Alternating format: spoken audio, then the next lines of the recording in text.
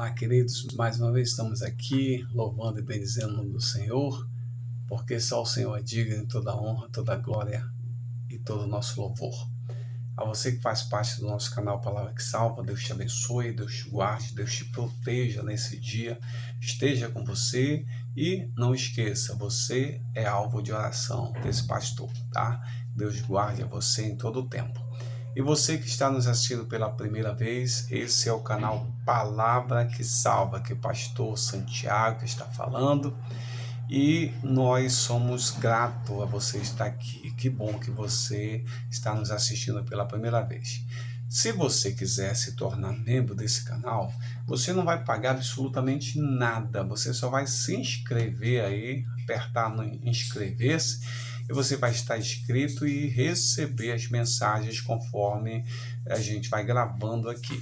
E também você tem acesso a mais de 500 mensagens já gravadas, tudo para honra, glória e louvor do nome do Senhor, né? São diversos temas aí abordados e hoje eu estou ainda abordando sobre a família de Davi, né? Os acontecimentos que vão se sucedendo aí na história desse homem com as suas várias esposas e seus 20 filhos, né?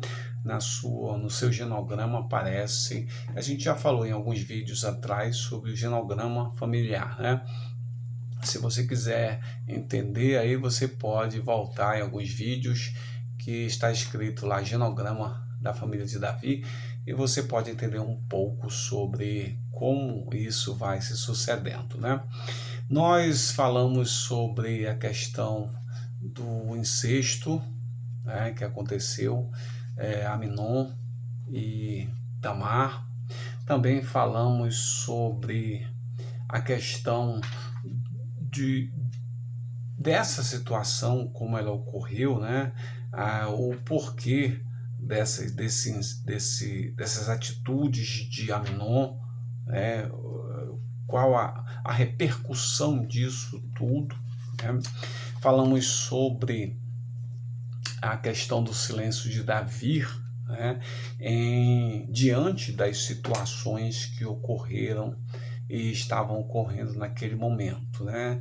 Ali tem Tamar numa situação emocional caótica, porque estava tentando sobreviver emocionalmente diante daquela situação que havia sido ocorrido com ela, né? Então é uma questão de estupro e foi uma coisa bem violenta e não é fácil, né? Na condição de Tamar ali, uma jovem, acontecendo algo assim para recuperar, para sair dessa situação, né, para se reorganizar emocionalmente é muito complicado, né?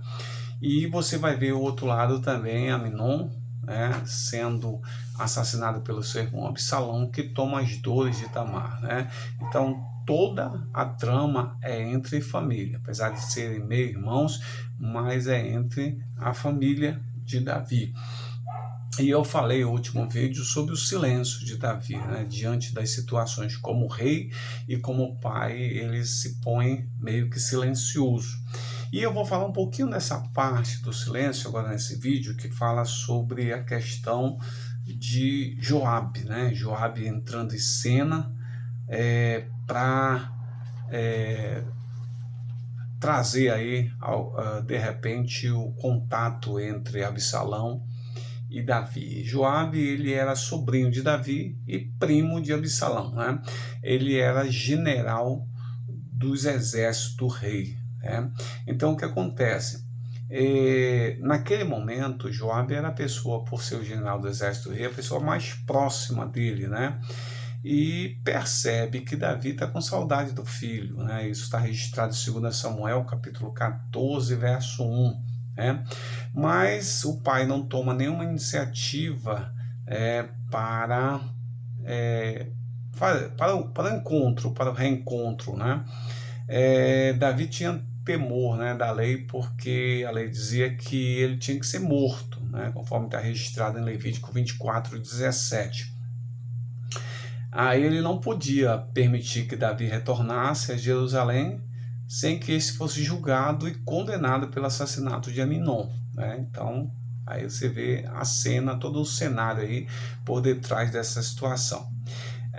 Joabe, o general do exército de Davi, né, que é sobrinho de Davi, ele arma uma estratégia ardilosa, né? Chama uma mulher, paga para ela encenar na frente do rei ali, tipo uma espécie de uma atriz, né?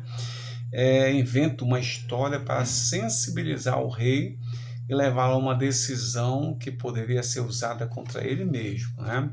Então, o que acontece? No primeiro momento, depois que ele ouve a história dessa mulher, isso está registrado lá em 2 Samuel, capítulo 14, verso 23, né? Você pode ver qual é essa estratégia. Parece que a mulher consegue, né? Bem sucedida e tal. E Davi cai nessa armadilha, nessa estratégia aí de Joabe para que Absalão pudesse voltar, né? Ele se vê forçado a consentir o retorno de Absalão, né? E encarrega Joabe de trazê-lo de volta para Jerusalém, né? 2 Samuel 14, 23, né? Mas ele não cede completamente, porque o que acontece? Acontece que Absalão retorna à cidade, ele não recebe o filho, nem fala com ele durante 2 anos, ó, morando do lado, mas não fala com o filho. A atitude de Davi em relação a Absalão reflete a mágoa que guarda pela conduta inapropriada do filho e revela também a sua própria crueldade. Morar ao lado do filho por 2 anos, sabendo que ele quer restabelecer o lado, restabelecer o diálogo com o pai e fugir da conversa olho no olho, né? O olho nos olhos, por meio do silêncio. É uma crueldade enorme, né? Então, infelizmente, a gente também vê muitos pais ocupados aí que recorrem ao mesmo artifício, né? E se comportam mal diante dos filhos, né? Que não tem o diálogo, não tem aquele olho no olho, né? E aí impõe um castigo sobre os filhos, que permanecem isolados nos seus quartos, até que a ira deles, dos pais, diminua ou se aplaque, né? Então não tem diálogo, não tem conversa, não tem absolutamente nada, né? Diferente, um exemplo muito legal que tem em Lucas capítulo 2, né, do verso 41 até o verso 51, que é quando o adolescente Jesus, né, vai até o templo ali e fica meio que sumido por 3 dias, né? José e Maria ficam desesperados atrás do menino, né? E expressam, né, sua aflição por não estar achando Jesus.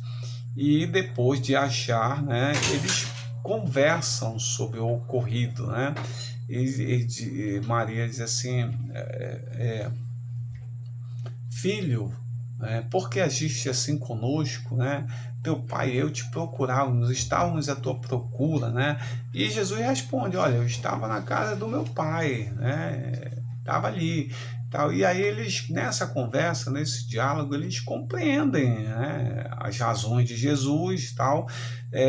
Tem uma conversa em meio àquela situação que parece ser negativa, mas é uma conversa bem saudável, né? E aí a Bíblia diz que eles guardam todas as coisas em seu coração e o significado delas, né? Então eles não saíram batendo, né, julgando e tal, mas através do diálogo eles conseguiram, reverter a situação, tornar a situação de qualidade, né? Emocionalmente Jesus não foi atingido e também os pais, mesmo naquela situação de aflição, né, de ansiedade e tal, por aquele momento, mas conseguiram reverter a situação através do diálogo. Essas atitudes de silêncio por parte dos pais são cruéis, né? E às vezes o filho se comporta mal diante disso, né? O comportamento do filho às vezes de forma disfuncional, né? em virtude de não ter esse diálogo entre os dois, né? Bom, o resultado de Davi é que Absalão recorre novamente a Joabe, né? E aí o que ele faz? Ele vai, Joabe já, nesse momento já se nega a ajudá-lo novamente, né? Aí ele vai incendiar uma propriedade de Joabe, né? Com uma forma de retaliação, uma forma de chamar a atenção para forçar que ele coloque de novo, possa intervir diante do rei e voltar à presença dele. E por insistência de Joabe, o rei acaba recebendo o filho. Mas esse receber o filho, o que acontece? Ele dá um beijo no filho, né? E permite que ele passe a frequentar novamente o palácio. Mas a atitude de Davi com um beijo é como se nada tivesse acontecido. Por quê?